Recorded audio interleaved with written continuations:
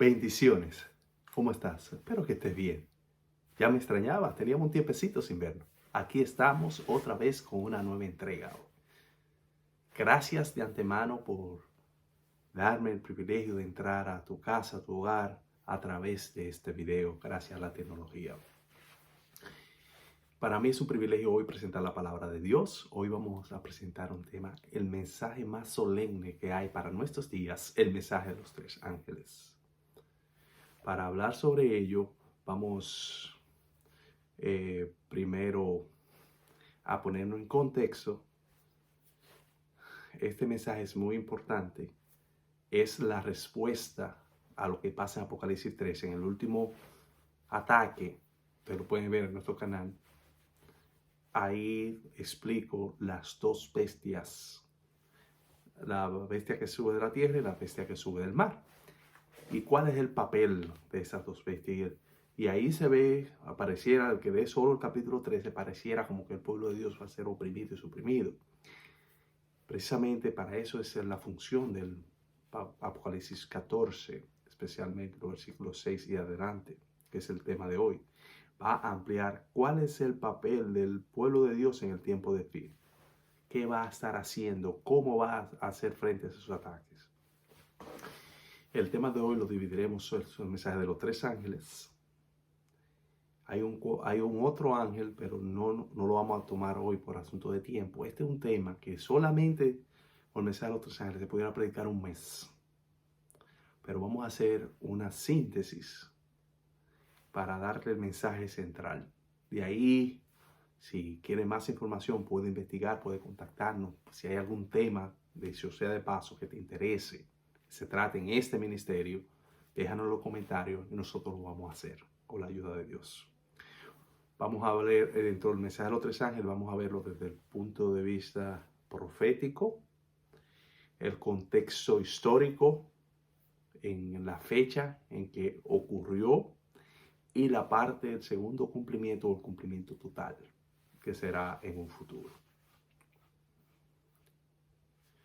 Yo recuerdo hace ya unos meses, casi un año, el presidente Ted Wilson dijo: no, nadie nos engañe, no crean que esto va a parar, las cosas van a empeorar. Debemos predicar este mensaje de los tres ángeles. Fíjese lo que él dijo, y fue verdad, él lo dijo en noviembre de 2020. Pues de esto hemos visto las variantes, cerrando, todo ha ido de mal en peor. Y sobre todo hizo un énfasis en el mensaje de los tres ángeles. Pero ¿no te has preguntado cuántos presidentes, pastores, dentro de la misma organización de Ted Wilson Adventista, se han hecho eco de sus palabras, lo han comentado? Yo no he visto uno solo. No he visto uno. Pareciera que no están de acuerdo con esa posición o no están listos para enfrentar. Pero esa es la verdad presente del día de hoy. Y este ministerio está comprometido con eso, es un compromiso con Dios. Así que envíese este mensaje. Vamos a comparar con otras cosas para que ustedes vean. Muchas veces he escuchado en las redes, no, porque no se puede estar predicando sobre eso, eso va a ser un futuro que no tiene sentido. Cuando la misma sierva del Señor, Elena de White, ha dicho que esto es la verdad presente. Vamos a ver algunas citas. Entonces, comenzamos con el mensaje del primer ángel, que dice Apocalipsis 14, 6 en adelante. Y vi volar en medio del cielo un ángel. Vamos a llevarlo al paso. Volar en medio del cielo implica universal, algo visible. Un ángel que tenía el evangelio eterno. Ángel viene del griego angelos, que significa mensajero.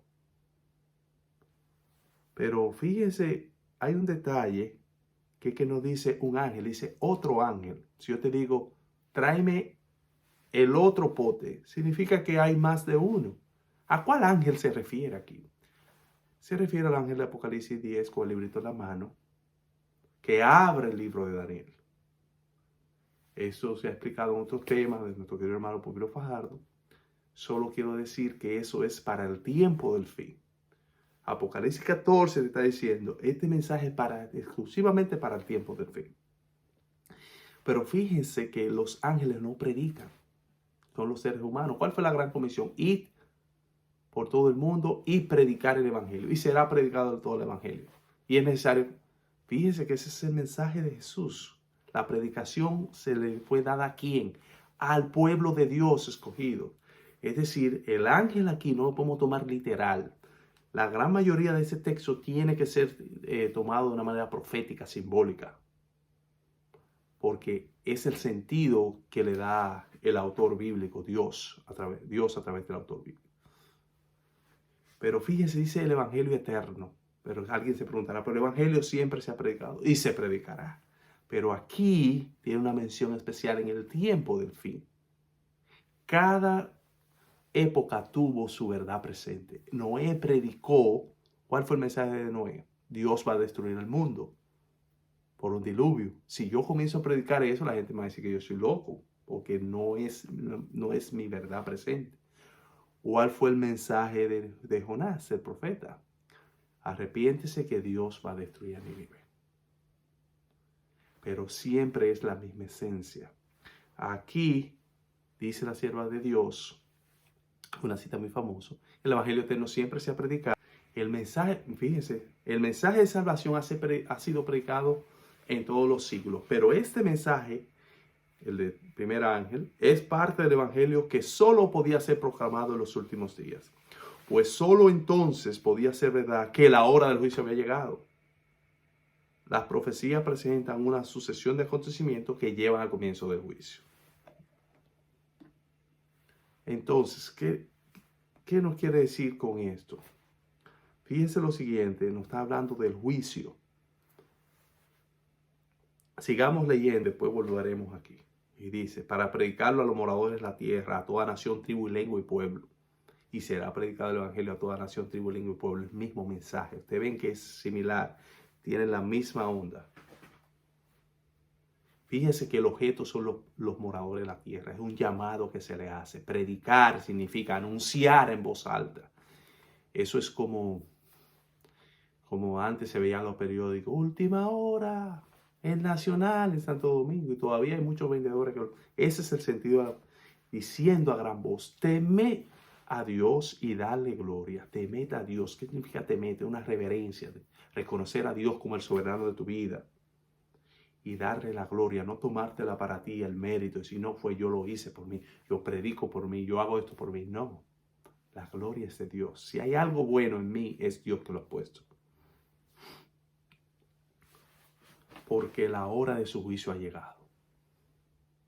Aquí vemos la cita conectando el juicio.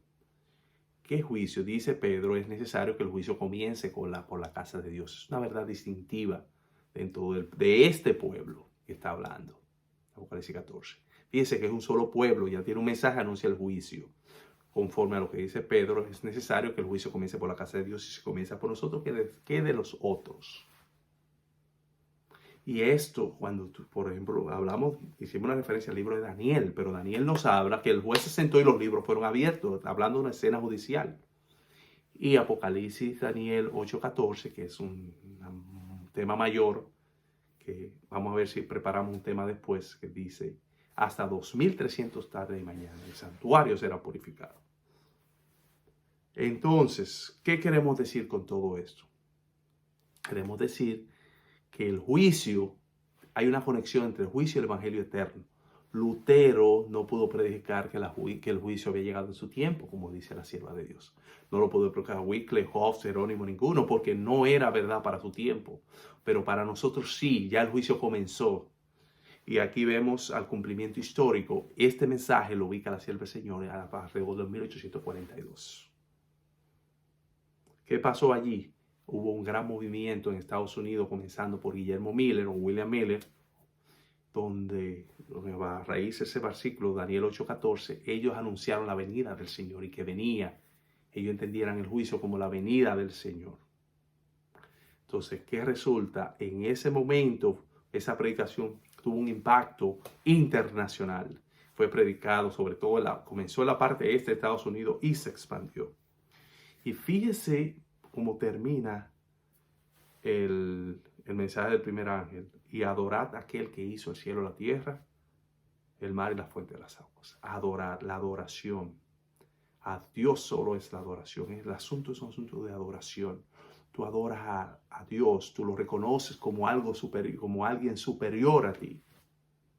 Y hay un lenguaje, una referencia implícita a Éxodo 20, del 8 al 11, habla sobre el sábado. ¿Cuál es la causa de guardar el sábado? Porque en 6 días hizo ¿quién? Jehová, los cielos y la tierra, el mar y la fuente de las aguas. El mismo mensaje. El mensaje de Apocalipsis 14, el mensaje del primer ángel, está haciendo una referencia al sábado. Entonces, fíjense, este mensaje fue predicado y tendrá que ser predicado otra vez porque el juicio no ha terminado. ¿Cuál juicio? El juicio de los creyentes, de todas las personas que alguna vez creyeron en Dios. Hasta aquí todo está bien, está claro. Tú vas a oír muchos predicadores hablando hasta aquí. Porque no hay compromiso.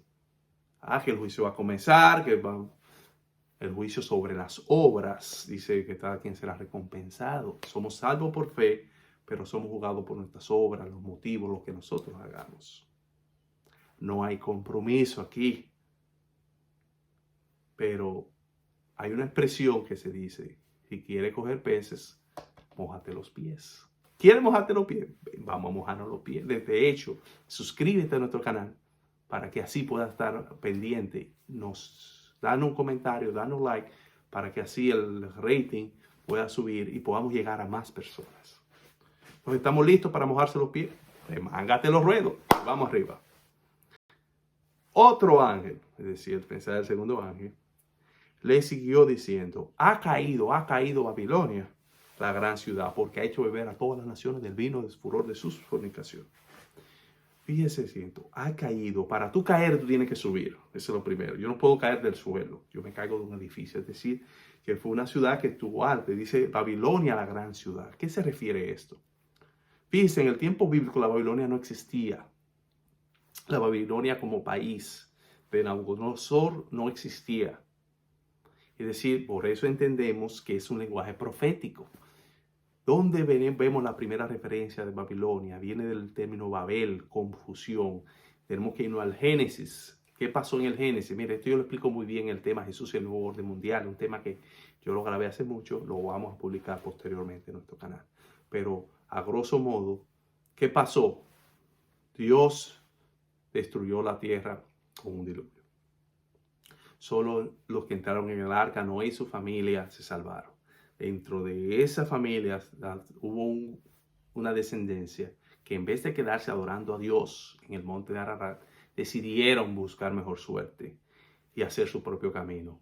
En vez de multiplicarse y expandirse, se decidieron hacer un gobierno mundial y hacer una torre, que es la Torre de Babel, en el cual por si Dios decidía destruir el mundo, a pesar de que Dios había hecho una mención expresa de que no iba a destruir el mundo jamás, y le dio el arco iris. Y allá arriba pretendían adorar a dioses. Cuando Dios vio que todo estaba resuelto, decidió confundir sus lenguas para que no hubiera comunicación. De ahí viene el término Babel, confusión. Esa es la primera referencia, la base. Pero vemos en Nabucodonosor, ¿qué pasó en la Babilonia de Nabucodonosor? El pueblo de Dios se extravió y Dios le mandó muchos anuncios a través de su profeta. Arrepiéntese. Y Dios utilizó los babilonios como instrumento de castigo. Fíjense la similitud. Pero sigue. Y ellos fueron, invadieron, tomaron posesión. Pero tomaron los vasos del templo. Tomaron cautivos y lo presentaron a sus dioses. Dando a entender que sus dioses eran más fuertes que Jehová de los ejércitos. Y no solo eso, quisieron hasta judaizar, babilonizar a los hebreos. En el tema de Perú para el mundo yo trato sobre eso. Por eso estos tipos de temas son temas concentrados. Estamos dando la idea central porque no podemos abarcarlo todo. Después usted puede ir a esos temas para tener más información. Entonces, ¿qué resulta? ¿Cuál es el dato? Babilonia tenía el poder militar. Ellos invadieron y lo sometieron. Poder político. Regían la vida política. Y también tenían poder religioso. Adoraban a sus dioses y a los astros y muchísimas cosas. Esa Babilonia fue destruida. El libro de Primera de Pedro nos menciona un saludo a la iglesia que está en Babilonia refiriéndose a Roma. Entonces, ¿por qué hago toda esa referencia? Para comprender cuál es esta Babilonia que ha caído. No es aquella Babilonia, pues dijimos que este mensaje es para el tiempo del fin. ¿Quién representa esa Babilonia? Aquí que viene el compromiso. ¿Por qué tú no oyes a los pastores, a los laicos mencionando sobre esto? Porque hay un compromiso, hay que llamar por su nombre las cosas. ¿Qué nos dice? Babilonia es, pidiendo esas características, las constituye esa iglesia que gobernó en Apocalipsis 12, 13, la misma bestia, que oprimió a los santos, que hizo un falso sistema de adoración, que tenía un ejército, organización militar, política y religioso. Solo una constituye con todo eso. ¿Cuál es? ¿Tú sabes cuál es? ¿Cuál es? El papado, la Iglesia Católica. Es lamentable decirlo. Mire, nací siendo católico, me bauticé siendo católico, lo he dicho otras veces. Amo a los católicos. Tengo la mayoría de mi familia todavía está allá. Y si alguno está oyendo este mensaje, ven, hay que salir de Babilonia. Pero fíjense lo siguiente, no tan solo esa Babilonia, fíjense que la gente de Babel salieron del arca. Babilonia de Nabucodonosor fue un instrumento de Dios, pero se apartaron. Asimismo, esas iglesias que salieron de Roma por las contaminaciones de la Iglesia Católica, volvieron otra vez. ¿Qué pasó? ¿Cuándo fue el cumplimiento histórico de esto? Esto pasó, dijimos que el primero fue en 1842. Después de ese gran despertar religioso que hubo con el movimiento adventista o milerita, muchos de sus miembros fueron expulsados, excomulgados, desfraternizados de sus congregaciones, porque no aceptaron ese mensaje. Y ahí se constituyeron en Babilonia. Eso fue un cumplimiento parcial, pero va a haber un cumplimiento final que veremos ya en los últimos días, cuando ya todo concluya. Y nos termina diciendo, porque ha hecho beber a todas las naciones de su vino. Beber vino. Quizás para muchos países latinoamericanos el vino no es tan popular, pero en el lenguaje bíblico vemos que es una cultura muy de ellos, el vino, el fruto de la vid. Pero para que el vino, el jugo de uva se convierta en vino, necesita una fermentación. En mi país, yo recuerdo mi madrina, mi madre, ellos hacían licores y eran con fruta de mandarina, lo dejaban fermentar. Al fermentarse, la fruta se convierte en el alcohol que te embota los sentidos. Por eso te dicen, no manejes si estás bebiendo. Si alguna vez tú has bebido, tú sabes lo que yo estoy hablando. Si alguna vez te han puesto anestesia, tú sabes lo que estoy hablando. Tus sentidos como que se anestesian. La realidad es difusa, no ves claro.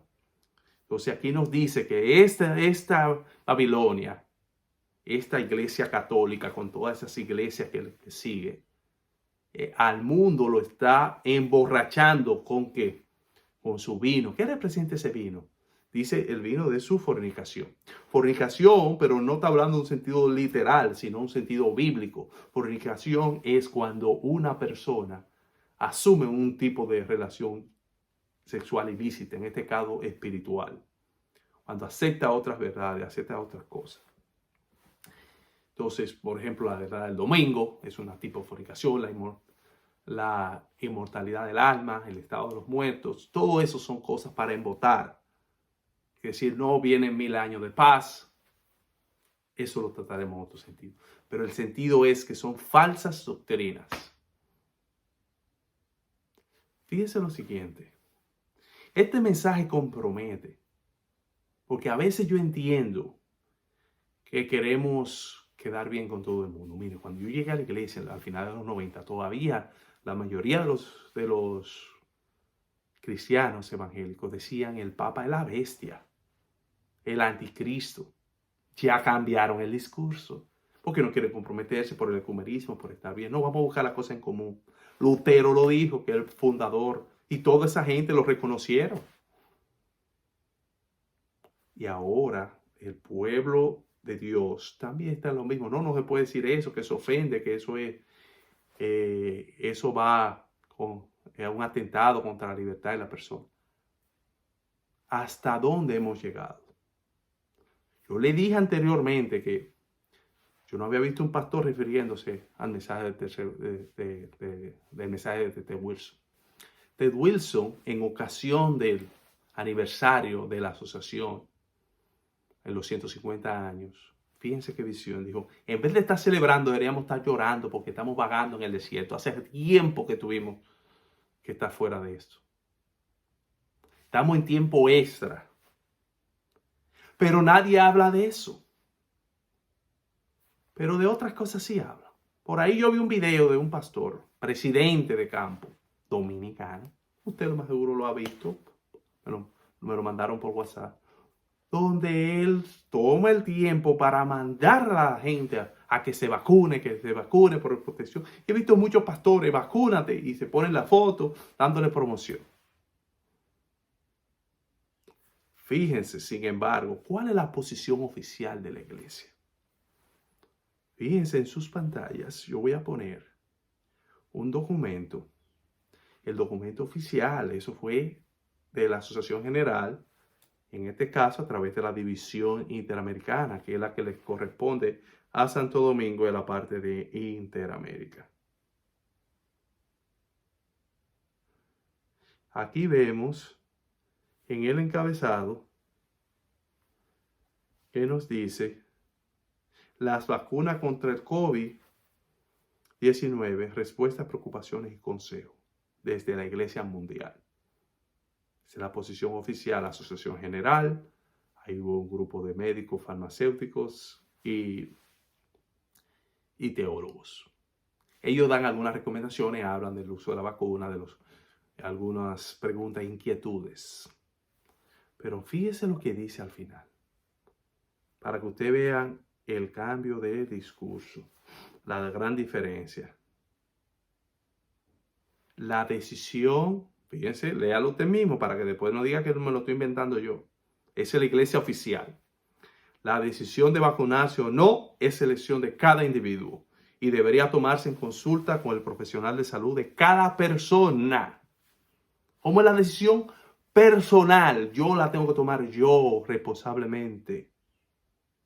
Es importante la investigación personal sobre el tema. En último término, nos apoyamos en seguir ¿qué? Las prácticas de salud y el espíritu de profecía.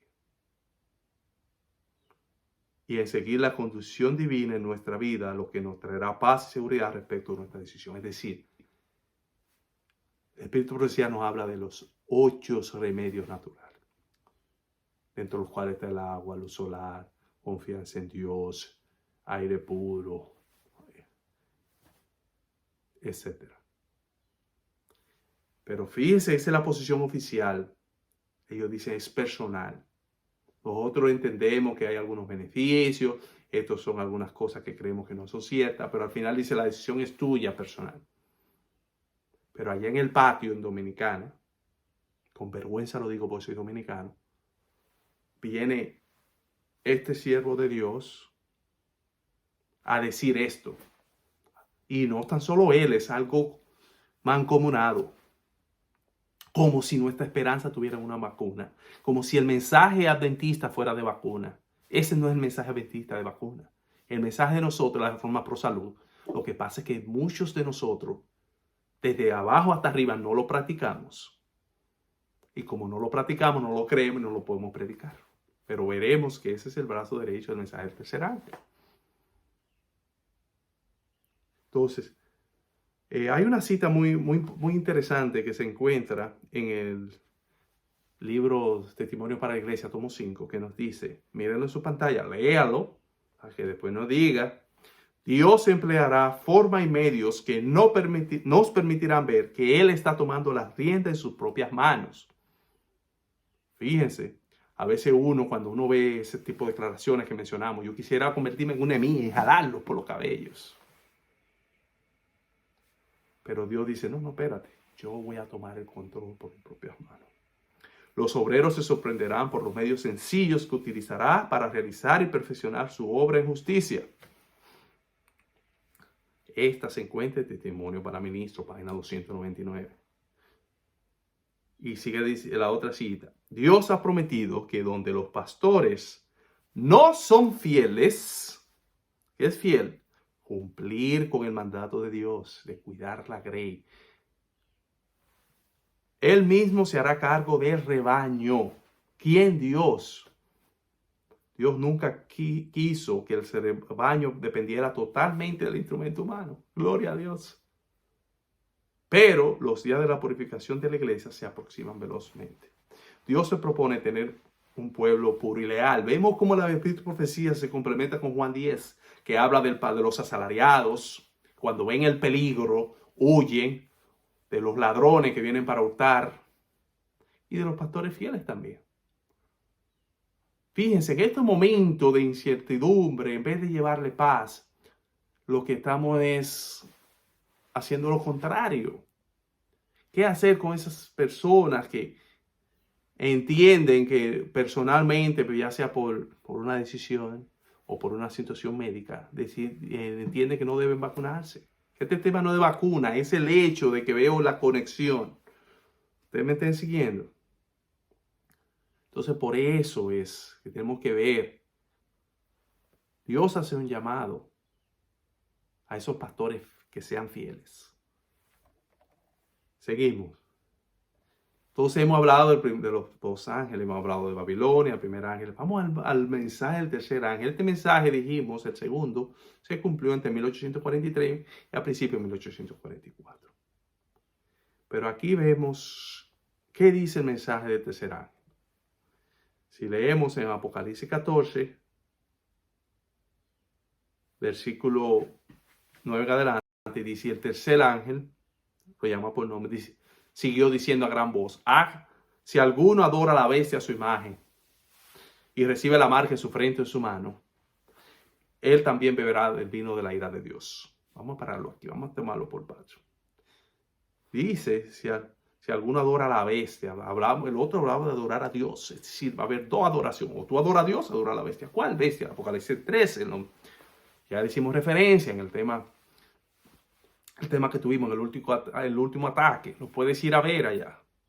Es aquella bestia que persiguió al pueblo de Dios, los santos, que los mató, les expropió sus bienes. Y dice a su imagen. ¿Cuál es la imagen? La imagen es lo que se refleja. Si yo te digo, es una imagen mía de Edwin, es algo que se parece a mí. Entonces la imagen no es más que esa unión política religiosa que pasará al final del tiempo. De eso hablamos también, donde el poder civil, a través de los legisladores, senadores y diputados, se unirá a las iglesias protestantes en Estados Unidos comenzando, para imponer lo que es la marca de la bestia. Hablamos de la marca de la bestia. ¿Qué es la marca de la bestia? Es el día de reposo, la observación del falso día de reposo, que es el domingo. La Iglesia Católica se atribuye y dice que esa es su obra, ese es su hijo. Dice recibir la marca en su frente. ¿Qué es la frente? En sentido bíblico, la frente es el objeto del pensamiento, del control, consentimiento en su mano, signo de poder, de obra. Decía, aquellos que consientan voluntariamente en adorar a la bestia o recibir su marca, aquellos que por sus obras lo hagan, también beberá del vino de la ira de Dios. Imagínese usted, este es el mensaje más fuerte que hay en toda la Biblia. Beber del vino que será vaciado puro, dice de la ira. Hablamos del vino de Babilonia, pero ¿cuál es el vino de la ira de Dios? Es el resultado, la paga del pecado que van a recibir sin misericordia. Y dice, será atormentado con fuego y azufre delante de sus ángeles y el Cordero. Y dice, termina diciendo que no tiene reposo ni día ni noche. Fíjense, este mensaje termina con una declaración, una nota positiva, como decimos. Dice, aquí está que la paciencia de los santos. ¿Qué es paciencia? Perseverancia, es resistencia. Eso es como una corrida de maratón. Yo recuerdo que cuando yo estaba en mis años de adolescentes, y corría en el Parque Mirador Sur, en Santo Domingo. Parque muy recorrido. Y en una de esas, yo iba corriendo, vi a una persona ya un poco mayor que iba a paso doble, casi caminando rápido. Y yo le pasé, ¡uf! Yo corría como 2 o 3 kilómetros, luego caminaba un poco, me devolvía y comenzaba a correr. Yo le pasé, cuando terminé de correr, que me puse a caminar, cuando me devolvía caminando, antes de comenzar a correr, vi que el Señor me pasó. Y siguió, yo corrí como 2 o 3, para los que conocen el mirador, yo llegaba como al número 6 o 7 en ese entonces. Cuando yo me devolví, terminé lo mismo, terminaba de correr y seguía caminando como un proceso de enfriamiento y relajamiento.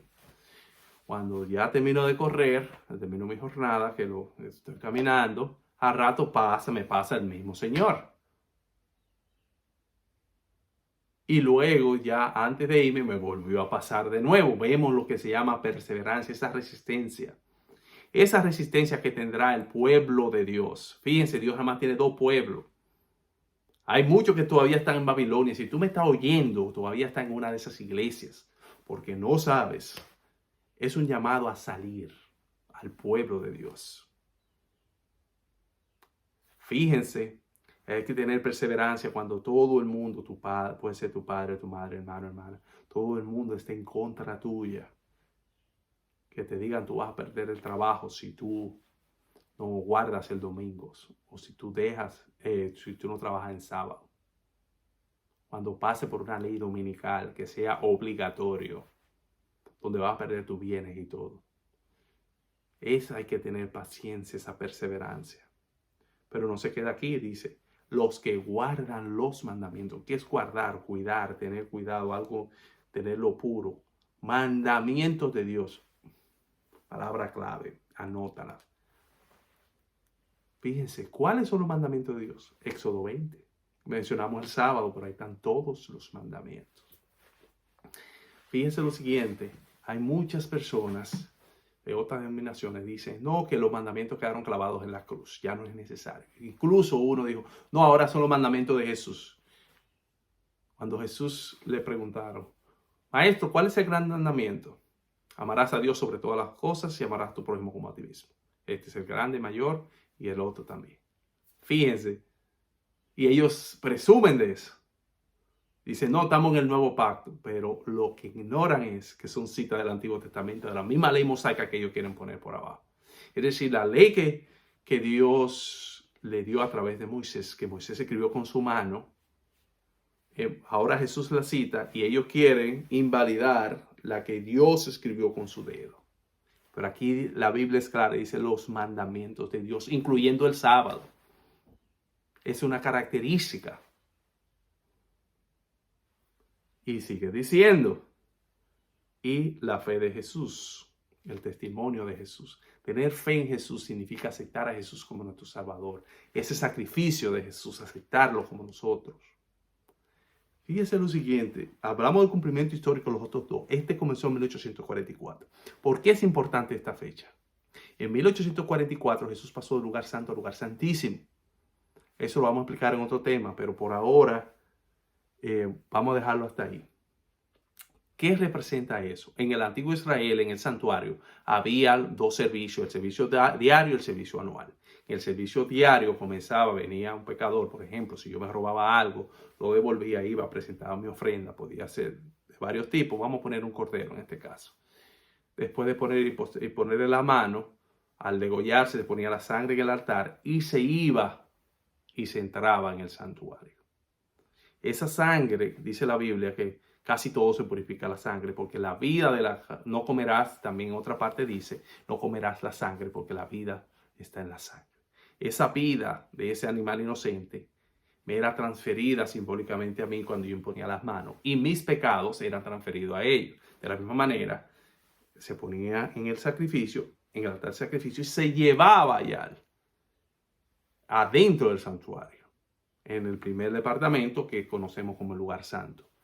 Y dentro de las cortinas, venía el sacerdote y la rociaba. De una manera representando cómo se hacía la transferencia del pecado allá. Es decir, mis pecados eran perdonados, pero el santuario se quedaba contaminado. Por eso hablábamos que el movimiento milerita predicaba hasta 2300 tarde de mañana y el santuario será purificado de esas cosas, de todos esos pecados. Pero una vez al año se revisaba todos sus pecados para ver si la vida era conforme, si la persona había arrepentido realmente, y ahí era limpiado. Esto pasó en 1844, cuando Jesús pasó del lugar santo al lugar santísimo, donde se abrieron los registros celestiales y comenzó el juicio de los muertos. Dijimos que Primera de Pedro nos dice que el juicio iba a comenzar por la casa de Dios. Todas aquellas personas que fueron parte del pueblo de Dios, alguna vez sus registros están siendo revisados hoy. Pero ¿qué había en el lugar santísimo? Vamos a hacer un detalle sobre eso. Había el arca del pacto o el arca del testimonio. ¿Qué tenía el arca del testimonio? Tenía 3 cosas. Los 10 mandamientos. Las tablas de la ley, Dios le dijo a Moisés, ponla ahí. Y ahí estaba. Tenía el maná. Dios mandó a poner una porción de maná como recordatorio. Y también tenía la vara de Aarón. ¿Qué representa los 10 mandamientos? La eternidad de la ley de Dios. La justicia de Dios. ¿Qué representa el maná? El maná representa la reforma pro salud, cómo Dios quiere que el pueblo se alimente. También representa el cuerpo de Cristo. Y sobre todo es una mención al sábado. La sierva del Señor dice que cuando ella vio en el cielo en una visión, vio el sábado y que la verdad del sábado brillaba sobre los demás. ¿Por qué? Porque tiene doble mención. En los 10 mandamientos incluye el sábado. Y en el maná, porque en el maná, en estos 16 nos dice que el viernes tenía que recoger doble porción por el sábado. Vemos cómo todo es compatible. Y el tercer elemento es la vara de Aarón. ¿Qué representa la vara de Aarón? ¿Cómo fue entrar allí? Aarón, cuando hubo la rebelión de Coré, la vara de Aarón reverdeció como señal de que Dios lo estaba usando como el instrumento, como su profeta. Y Dios mandó a que pusiera esa vara ahí. Esto representa el espíritu de profecía. El pueblo de Dios, este pueblo que predicó, este pueblo adventista, necesitaba un profeta que lo guiara. Y Dios levantó a la hermana de White, Elena G. de White, una autora que escribió más de 100,000 páginas, la autora norteamericana más traducida del mundo. Ella, Dios la usó siendo una niña frágil y todo. Dios la utilizó grandemente y fue una gran bendición. Aunque muchos no lo quieran oír, hay muchas otras denominaciones que no lo aceptan. Pero fíjense, ¿qué dice la Biblia? No hará Dios nada sin que se lo diga a su siervo. Los profetas, todos sus escritos están conformes a la palabra de Dios. Aún dentro de nuestra iglesia adventista hay muchos que no creen. Y hay otros que dicen, no, que no se puede hablar de ella, que es una autora norteamericana.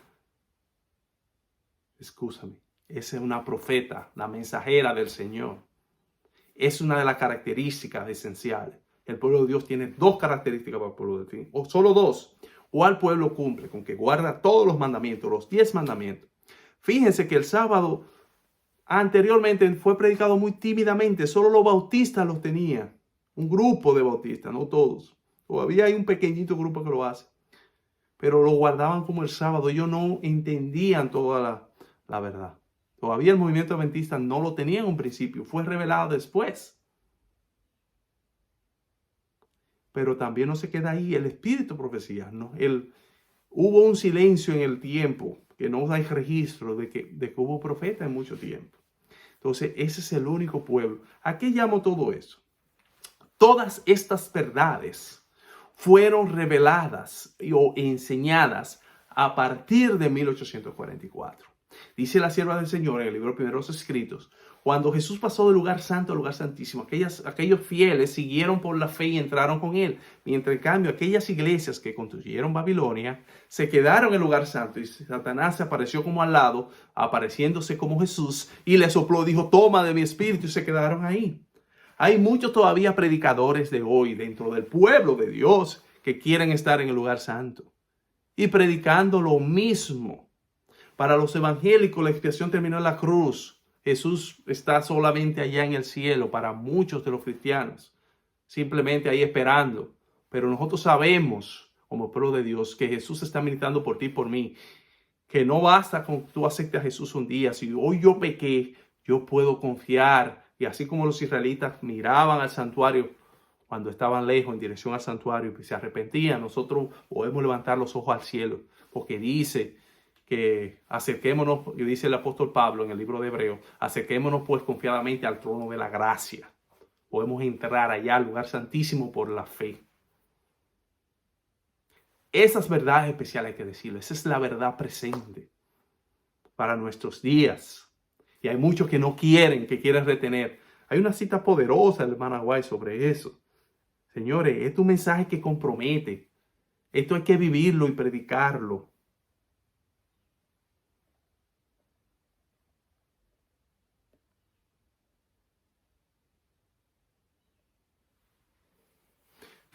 Vamos a ver qué dice la sierva del Señor.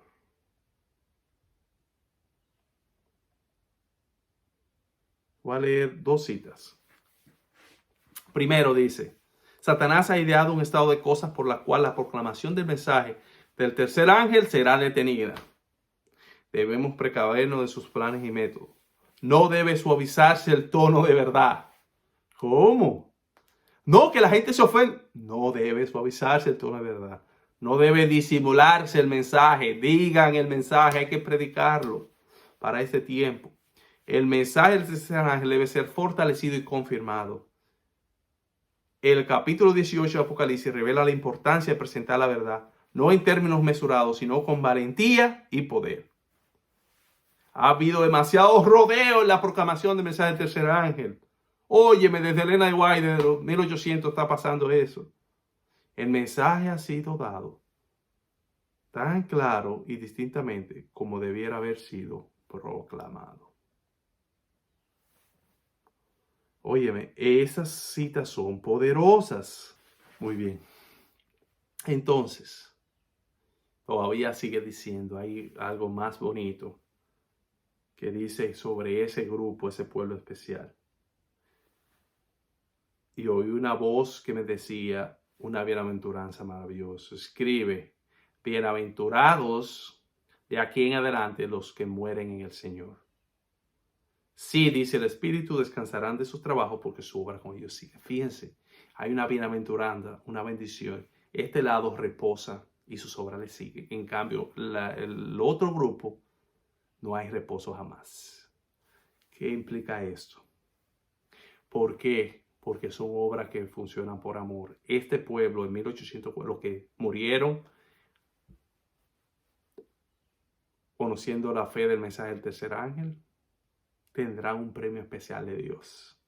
Sus obras siguen porque estas personas tendrán parte en la venida de Jesús. Dios lo resucitará como un regalo para que ellos vean la venida de Jesús.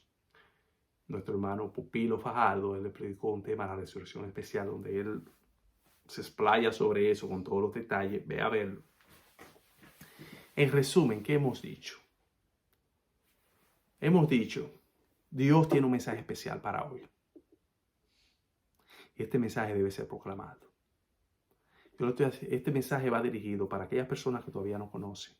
¿Cómo van a salir de Babilonia si no saben que siquiera que está en Babilonia? Y si Babilonia no está, que está mal. Hay que dejarles saber, hay que enseñarle con amor. Hay muchas personas que en su ignorancia están ahí porque se lo enseñaron, nunca han abierto la Biblia o todavía no es el tiempo.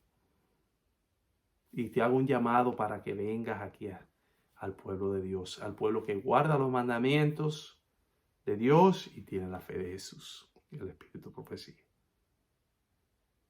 Este mensaje tiene grandes verdades. Muchos de nosotros conocemos este mensaje, pero no lo estamos viviendo. Este mensaje tiene que comenzar a vivirse desde mí, que antes de yo predicarlo tiene que penetrarme a mí y así mismo para yo poder pasarlo para ustedes.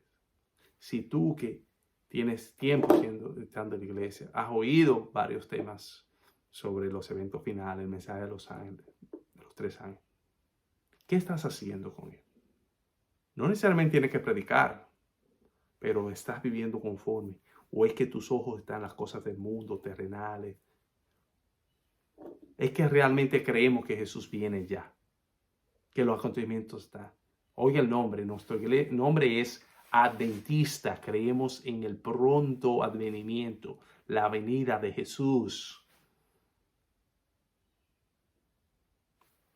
Esto es algo serio. Jesús viene pronto. Yo te invito a que allí donde estés, inclines el rostro. Amado Jesús, muchas gracias por esta bendición. Mi Dios, te pido que nos permitas comprender este hermoso mensaje, que no se le ha dio confiado a ángel ni a ser celestial, sino a tu pueblo. Ayúdanos a ser parte de este grupo que lo proclame, que podamos enfocarnos en este mensaje de los 3 ángeles, que es la verdad presente para nuestros días. Mi Dios, aquellos siervos tuyos que están dormidos, que no están conscientes, que no saben, despiértalos, Señor. Ayúdanos a serte fieles, oh Dios. Perdona nuestras negligencias. Como dijo nuestro presidente, el siervo de Dios, Ted Wilson. Oh Dios, estamos vagando en el desierto por nuestra incredulidad. Te decimos como aquel padre, Señor, creo, perdona nuestra incredulidad. Muchas gracias en el nombre de Jesús. Amén. Bendiciones, hasta una próxima entrega.